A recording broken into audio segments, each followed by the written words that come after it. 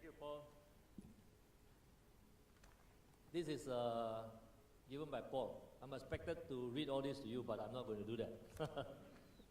So, well, a very warm welcome and good afternoon to all of you. I hope we're going to have some fun right, this afternoon and also tomorrow in terms of looking at some of the trends that is happening in supply chain area in Asia particularly. I'd just like to share a little bit of what I think Singapore companies moving forward, working in Singapore, not necessarily Singapore companies, Singapore-based companies that use Singapore as a base for their operations and all that, should be cognizant of the fact that I think we are undergoing quite a major transformation stage. Cost is increasing, everybody know, right? Rentals are high, labor costs are moving up, and we have issues like politically. I think you look at it, the lower end, right, of the value chain, I think are demanding more and more wages, so that we have to look at ways to move up the lower end of the society, so that we can keep up with the Singapore growth equation. So I think that's a kind of a background, and very important that all of us in supply chain area especially should be cognizant of this fact, because it actually impacts us. Right?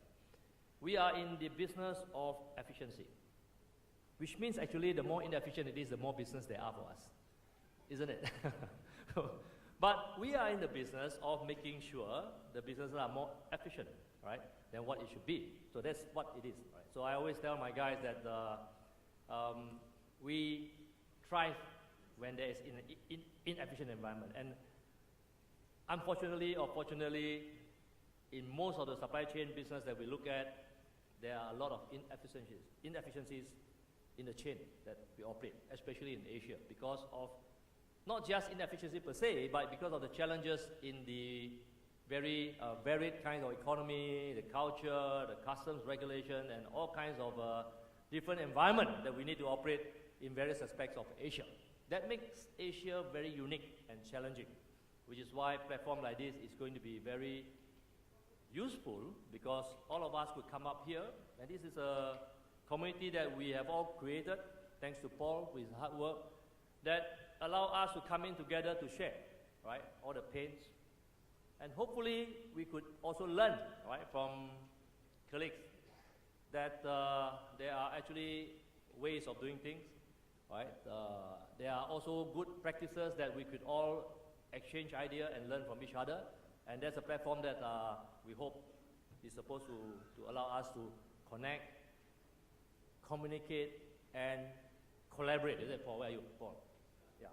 Connect, collaborate, and communicate. So I think it's very important that all of us take this as a very important way for us to extend out. The community itself is not just made of 3PLs. The community itself is made of people from all parts of the supply chain, right? So you could have, I also see quite a number of academicians here. We have people from the brand owners, big companies like Diageo, Dell, and so on, and also the big 3PLs, right? DHL, Schenkers, and all that.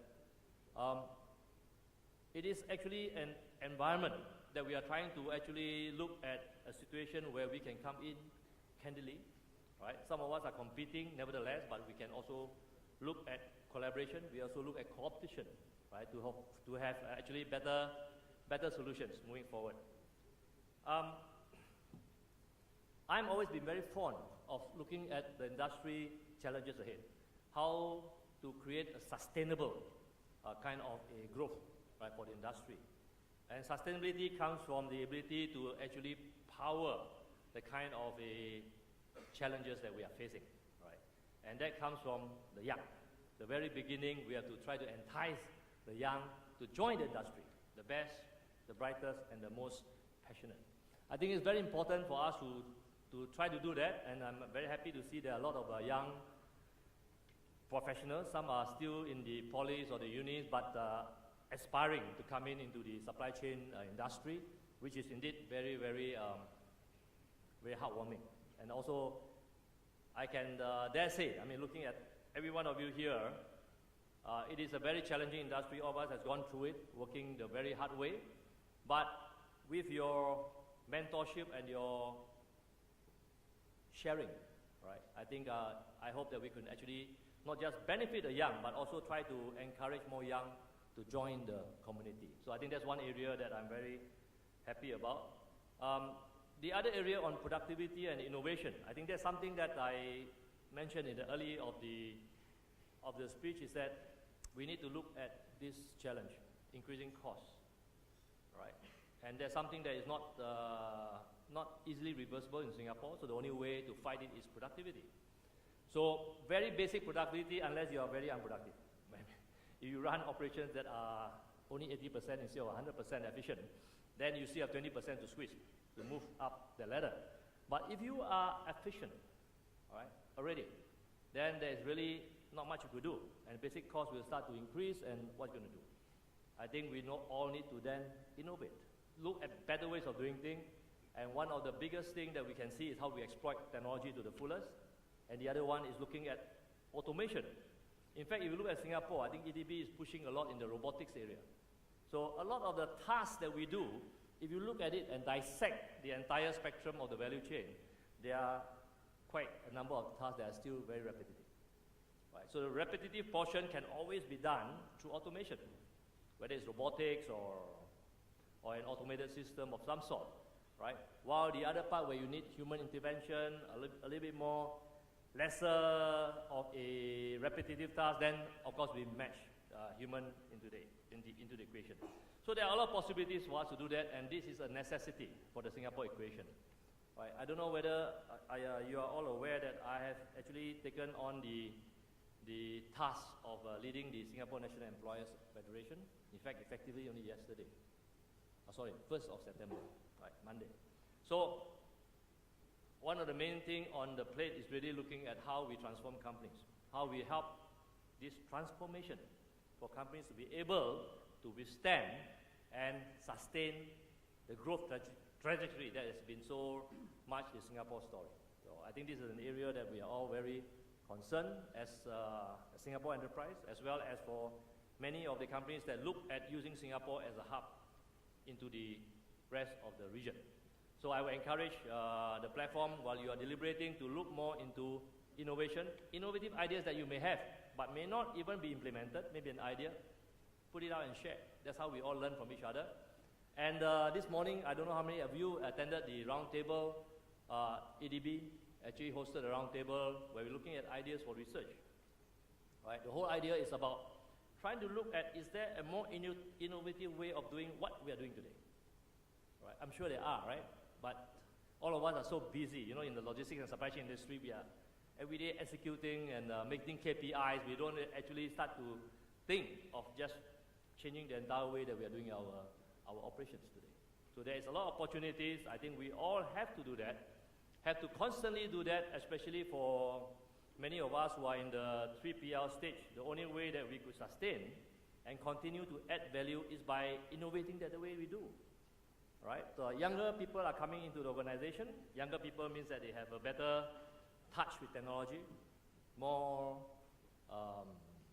in terms of all the social connectivity, which we don't have in our time, which is much and more profuse at this time.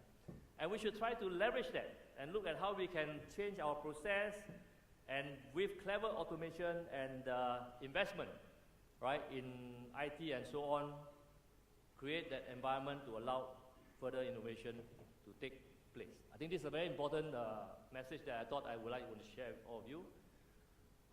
Next year will be our 10th, right, supply chain actually 10th anniversary. There are many programs that Paul has been preparing. He always tell you at the last minute so that you do not know what's going to happen. So surprise, and then it's always a good surprise, which is not so bad.